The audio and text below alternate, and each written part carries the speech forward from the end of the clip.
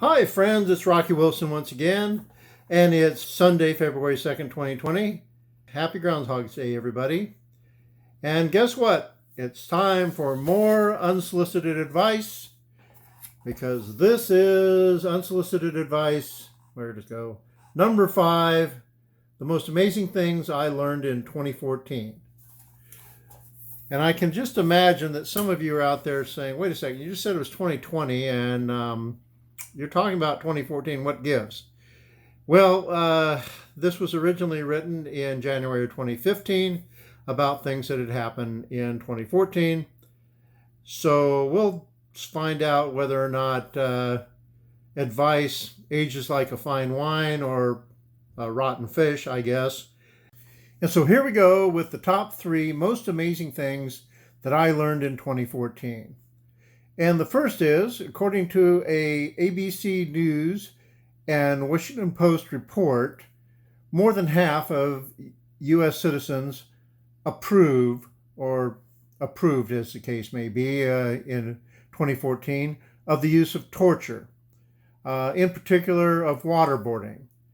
In fact, this was a hot topic during that year, and some of our officials were sanctioning this type of activity and defending it. Now, I'm no Pollyanna. I know that during wartime situations and military operations, sometimes a rogue individual will put his career on the line and use techniques that are maybe not entirely ethical to try to accomplish his goal. And that's one thing, and it's quite another for a country to officially sanction this type of activity. Now there's just this year, or just last year, a movie came out about this particular period of time and about this particular activity called The Report. And I think that movie explains it a lot better than I can, and I highly recommend the movie. Anyway, that's the first most amazing thing that I learned in 2014. The second thing, which is a little bit more pleasant, is that if one stands with their hands on their hips and their feet shoulder width apart for a length of time each day, that can have a significant positive impact on their life.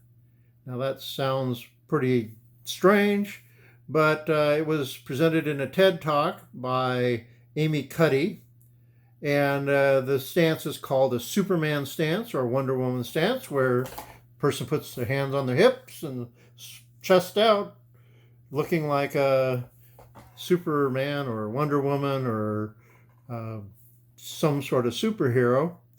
And if you do this 2 minutes a day, according to the research done by Amy Cuddy, this will impact your life positively and beneficially very much. I recommend the TED Talk. I'll try to put a link at it in the bottom of the YouTube channel. The third most amazing thing that I found out in 2014 was presented by a Dr. Louis Mandrell. And it was at a lecture I went to based on his book, What Do I Do When I Get Stupid? And Dr. Mandrell says that as humans, at about age 20, we are at our peak of being able to handle novel situations. And that ability declines about 2% a year throughout our lives. And he says that this is counteracted by the fact that we're learning stuff, and we accumulate learned knowledge that we can draw from and use.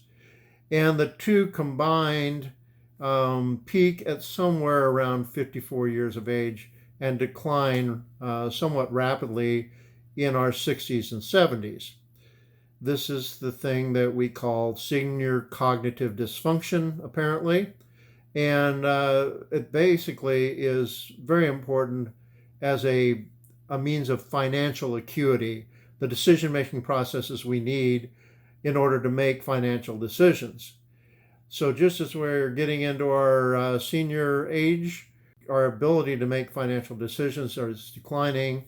And Dr. Mandrell said also that we feel that we're making better decisions. I've had to deal with a number of aging people and their decision making, and this explains it to a T, what I've observed. Anyway, it's fascinating. I haven't read the book in its entirety. I just went to the lecture, but if the book is anything like the lecture, it truly is astounding stuff and seems to fit.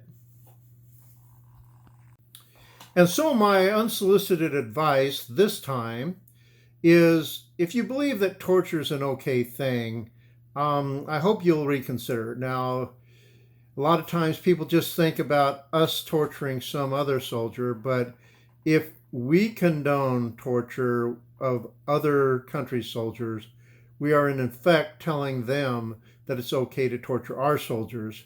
And I don't believe that any of our soldiers should go through irreparable psychological harm. Again, the movie goes into depth about this, and I highly recommend it. The second piece of advice is that you go ahead and do this Superman or Superwoman stance. Why not try it? It takes 2 minutes a day, and it can affect your life in a positive manner. I have to admit, I haven't done it myself that much, but I have tried it a few times. And the third thing is try to understand just what seniors are going through. Try to help out seniors. And if you're going to be a senior, you might want to set yourself up to have somebody help you making your decisions. And those are my 3 pieces of advice for today. I thank you for watching. Bye.